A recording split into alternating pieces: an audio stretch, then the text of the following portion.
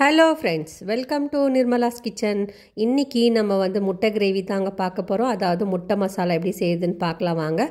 அதுக்கு முன்னாடி நம்ம சேனல் சப்ஸ்கிரைப் பண்ணிவிட்டு பெல் சிம்பிள் தட்டிடுங்க. வாங்க இப்போ வீடியோக்குள்ளே போகலாம்.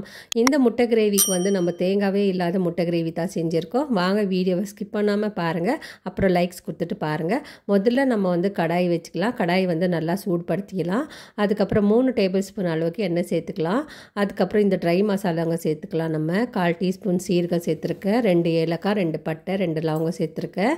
அதுக்கப்புறம் 2 பச்சை மிளகாய் கட் பண்ணி வச்சுருக்கேன், அதையும் சேர்த்துக்கலாம்.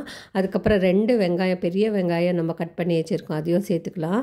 சேர்த்துட்டு இது நல்லா ப்ரௌன் கலராக வரணும், அது வரைக்கும் நம்ம வறுத்து கொடுக்கலாம். இந்த முட்டை கிரேவி ரொம்ப டேஸ்ட்டாக இருக்கும். நீங்களும் ட்ரை பண்ணி பாருங்கள். இப்போ நம்ம பச்சை கருவேப்பிலை சேர்த்துக்கலாம். சேர்த்துட்டு இதை நல்லா பாருங்கள், இது கலர் மாறுற வரைக்கும் நம்ம இதை வறுத்து கொடுக்கலாம். அப்போ தான் நமக்கு இந்த டேஸ்ட் ரொம்ப நல்லாயிருக்கும் முட்டை மசாலா. வெங்காயம் கலர் மாறிடுச்சு. இப்போ நம்ம இஞ்சி பூண்டு சேர்த்துக்கலாம். 1 டேபிள் ஸ்பூன் அளவுக்கு இஞ்சி பூண்டு சேர்த்துட்டு இதுவும் நல்லா வாசனை போகிற வரைக்கும் நம்ம வறுத்து கொடுக்கலாம். அதுக்கப்புறம் நம்ம ட்ரை மசாலா சேர்த்துக்கலாம். நான் 1/4 டீஸ்பூன் அளவுக்கு மஞ்சப்பொடி சேர்க்குறேன். டீஸ்பூன் சில்லி பவுடர் சேர்த்துக்கலாம். 1 டீஸ்பூன் தனியா பவுடர் சேர்த்துக்கலாம். 1/4 டீஸ்பூன் ஜீரக பவுடர் சேர்த்துக்கலாம். 1/4 டீஸ்பூன் பெப்பர் பவுடர் சேர்த்துக்கலாம். 1/4 டீஸ்பூன் கரம் மசாலா சேர்த்துக்கலாம். இதெல்லாம் சேர்த்துட்டு கூடவே நம்ம உப்பு கூட சேர்த்துக்கலாம். உப்பு சேர்த்துட்டு நம்ம இதை நல்லா வாசனை போகிற வரைக்கும் நல்லா ஃப்ரை பண்ணி கொடுக்கலாம் இந்த மசாலாவை. அப்போ தான் நமக்கு முட்டை கிரேவி நல்லா டேஸ்ட்டாக இருக்கும். இப்போ நான் 2 தக்காளி பேஸ்ட் பண்ணி வச்சுருக்கிறேன், அதையும் சேர்த்துக்கலாம். நம்ம 2 நல்லா பெரிய தக்காளி எடுத்து நம்ம மிக்ஸி ஜாரில் போட்டு நல்லா பியூரியாக பண்ணிக்கலாம். தக்காளி பியூரி மாதிரி பண்ணிவிட்டு இதுவும் சேர்த்துக்கலாம். சேர்த்துட்டு இதை நல்லா வதக்கி கொடுத்துட்ட பிறகு இந்த தக்காளி நல்லா வெந்து வரணும். அதுக்கப்புறம் இது எண்ணெய் நல்லா மேலே மெதுக்கின பிறகு நம்ம கொஞ்சமாக 1 டீஸ்பூன் அளவுக்கு கஸ்தூரி மேத்தி சேர்த்துக்கலாம். கஸ்தூரி மேத்தி ஆப்ஷனல் தான், ஆனால் சேர்த்து செய்யும் போது நல்லா டேஸ்ட் வரும். பாருங்கள், இதெல்லாம் நல்லா ஃப்ரை ஆகிட்டு இது வெந்து வரணும். அதுக்கப்புறம் நம்ம கொஞ்சமாக தண்ணி சேர்த்துக்கலாம். இப்போ உப்பு சேர்க்க போகிறேன் நான்.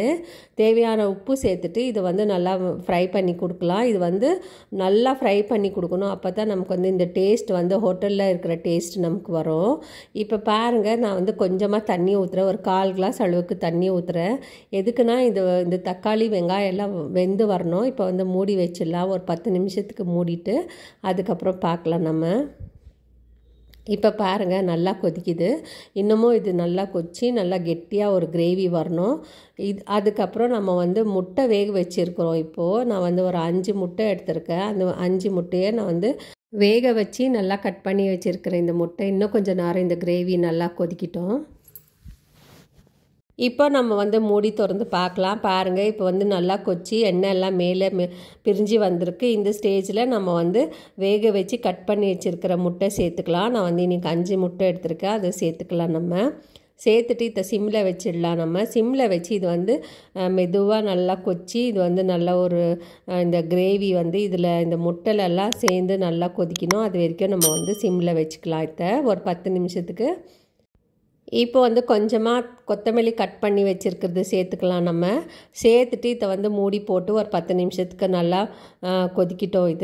இந்த முட்டையில் மசாலாலாம் ஏறணும். அப்போ தான் நமக்கு டேஸ்ட் வரும். உள்ளெல்லாம் நல்லா மசாலா ஏறி வரும்போதும் நமக்கு சாப்பிட்றதுக்கு நல்லா இருக்கும்.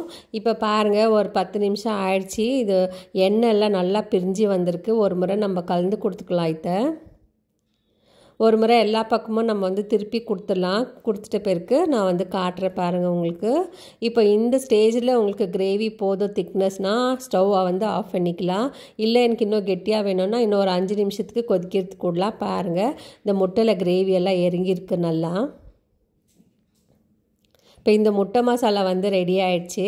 இன்னும் ஒரு 2 மினிட்ஸில் நம்ம ஆஃப் பண்ணிடலாம். பாருங்கள், நான் ஆஃப் பண்ணிட்டேன். இப்போ இந்த வேறு தட்டில் ட்ரான்ஸ்ஃபர் பண்ணிக்கலாம். நான் முட்டை தனியாக ஃபஸ்ட்டு எடுத்துடுறேன். அதுக்கப்புறமா கிரேவி வேறு இதில் போட்டு பவுலில் போட்டு நான் காட்டுறேன். நான் உங்களுக்கு எவ்வளோ நல்லா வந்திருக்குன்னு முட்டை கிரேவி. ரொம்ப டேஸ்ட்டாக இருக்கும் ஃப்ரெண்ட்ஸ். இந்த மாதிரி நீங்கள் செஞ்சு பாருங்கள். தேங்காவே சேர்க்காத நம்ம ஒரு முட்டை மசாலா பண்ணியிருக்கோம். இந்த மாதிரி செஞ்சு பாருங்கள், சாப்பிடாதவங்க கூட சாப்பிடுவாங்க. இது தோசை, இட்லி, சப்பாத்திக்கு ரொம்ப நல்லாயிருக்கும். இந்த வீடியோ உங்களுக்கு பிடிச்சிருந்துச்சுன்னா லைக் பண்ணுங்கள், ஷேர் பண்ணுங்கள், சப்ஸ்கிரைப் பண்ணுங்கள். தேங்க்யூ, பாய்.